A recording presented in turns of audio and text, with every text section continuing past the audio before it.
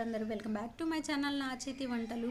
మనం ఇడ్లీలోకి దోశల్లోకి ఎప్పుడు చేసే పల్లీ చట్నీయే కాకుండా ఈ విధంగా చారువా అయితే చేస్తానండి నేను ఇంట్లో. మీరు కూడా ఒకసారి ట్రై చేయండి. ఫుల్ రెసిపీ చూసేసిన తర్వాత చాలా టేస్టీగా ఉంటుందండి. 2 దోశలు ఎక్కువ తినేస్తారనమాట ఈ చారువా చేసినప్పుడు.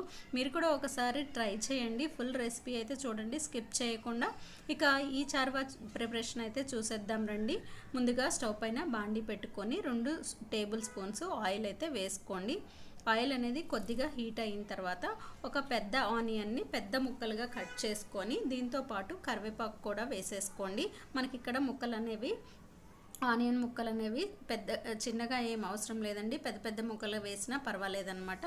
ఆనియన్ మెత్తబట్టడానికి కొద్దిగా సాల్ట్ అయితే యాడ్ చేసుకోండి. దీంట్లోకి 5 నుంచి 6 చిన్నులపాయలు, కొద్దిగా అల్లము, అదే క్వాంటిటీ అండి. ఇక్కడ అల్లము చిన్నులపాయలు లేని వాళ్ళు అల్లం పేస్ట్ అయినా యూజ్ చేసుకోవచ్చు. కాకపోతే ఇట్లా ఫ్రెష్గా వాడితే మనకి ఈ చారువా అనేది మంచి టేస్ట్ వస్తుందన్నమాట. దీంతోపాటు ఎండుమిరపకాయలు, ఒక చెక్క, 2 లవంగాలు, ఒక యాలుక్కాయ, 2 టేబుల్ స్పూన్లు ధనియాలండి.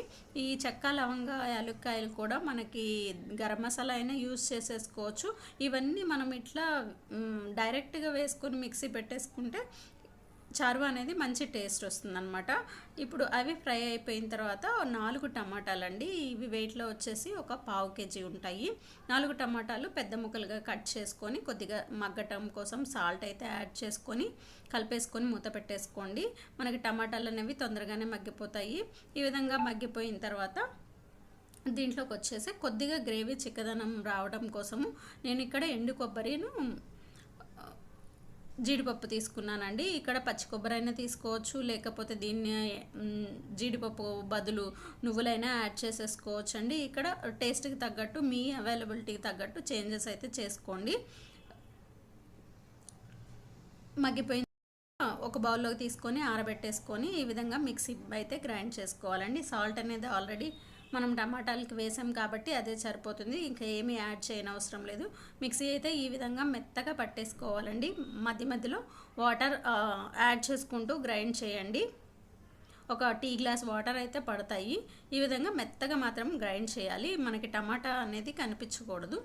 ఒక పక్కన పెట్టేసుకోండి గ్రైండ్ చేసుకున్నది. మళ్ళీ స్టవ్ పైన అదే బాండి పెట్టేసుకోండి. దీంట్లోకి వచ్చేసి 2 స్పూన్లు ఆయిల్ అయితే వేసుకోండి. బిర్యానీ ఆకు, అలాగే తాలింపు దినుసులు 1 స్పూన్ వేసుకోండి. ఈ తాలింపు దినుసులు కొద్దిగా చిటపటం అన్న తర్వాత దీంట్లోకి ఒక ఆనియన్ అయితే సన్నగా తరుక్కొని వేసుకోండి. ఈ చారువాకైతే 2 ఆనియన్స్ పడతాయండి. పావు కిలో టమాటాలకి 2 ఆనియన్స్. ఒక ఆనియన్ వచ్చేసి మనము గ్రైండ్ చేసేటప్పుడు వేసాము, ఇంకో ఆనియన్స్ ఇక్కడ తాలింపులో వేస్తున్నాం అనమాట. పచ్చిమిర్చి కూడా 1 వేసానండి. ఇక్కడ కారము, పచ్చిమిర్చి అవన్నీ మీ టేస్ట్కి తగ్గట్టు కొద్దిగా ఇంక్రీజ్ చేసుకోండి. నేను నార్మల్గా పిల్లలు తినటం కోసం అయితే తక్కువ వేస్తున్నాను. ఇక్కడ 1 పచ్చిమిర్చి వేసాను, అక్కడ 2 ఎండుమిర్చి మాత్రమే వేసాను అనమాట. ఎక్కువ కారం యూజ్ చేయట్లేదు. అదొకటి మీరు చెక్ చేసుకొని దానికి తగ్గట్టు కొద్దిగా ఇంక్రీజ్ చేసుకోండి కారం ఎక్కువ తినేవాళ్ళు. ఇక్కడ ఉల్లిపాయలు వేగిపోయినాయి. ఉల్లిపాయలు వేగిన తర్వాత మనం ముందుగా గ్రైండ్ చేసి పెట్టుకున్న క్యూరీ అయితే వేసేసుకోవాలండి. క్యూరీని 2 నిమిషాలు బాగా ఫ్రై చేసుకోండి. సిమ్లో పెట్టి మాత్రమే ఫ్రై చేసుకోండి. హైలో పెడితే మనకి అడుగంటుతుంది, ఇది పేస్ట్ కాబట్టి.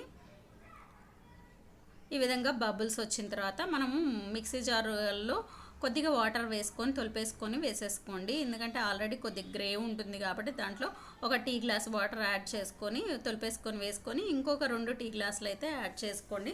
మొత్తంగా 1 గ్లాస్ వాటర్ అయితే పడతాయండి. ఎందుకంటే ఇది చారువా కాబట్టి కొద్దిగా ఇప్పుడు పలచగానే ఉంటే ఒక తెల్లిన తర్వాత మనకి చిక్కబడిపోతుంది అనమాట. ఇక్కడ కొద్దిగా కారం అయితే యాడ్ చేశాను. చిల్లీ పౌడర్ అండి, చిల్లీ పౌడర్ జస్ట్ కొద్దిగా చిటికెడలాగా యాడ్ చేశాను అనమాట.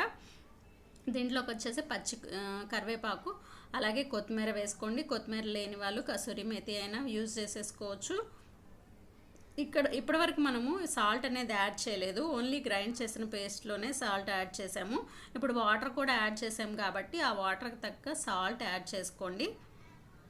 సాల్ట్ చెక్ చేసుకొని కొద్దిగా యాడ్ చేసుకోండి. మరి ఎక్కువ పట్టదండి, మనం ఆల్రెడీ క్యూరీలోకి వేసేసాం కాబట్టి ఈ కన్సిస్టెన్సీ చెక్ చేసుకోండి. మనం ఎక్కువసేపు కూడా దీన్ని బాయిల్ చేయవసరం లేదు. మూత పెట్టేసుకుంటే ఈ విధంగా తెల్లిపోతుంది.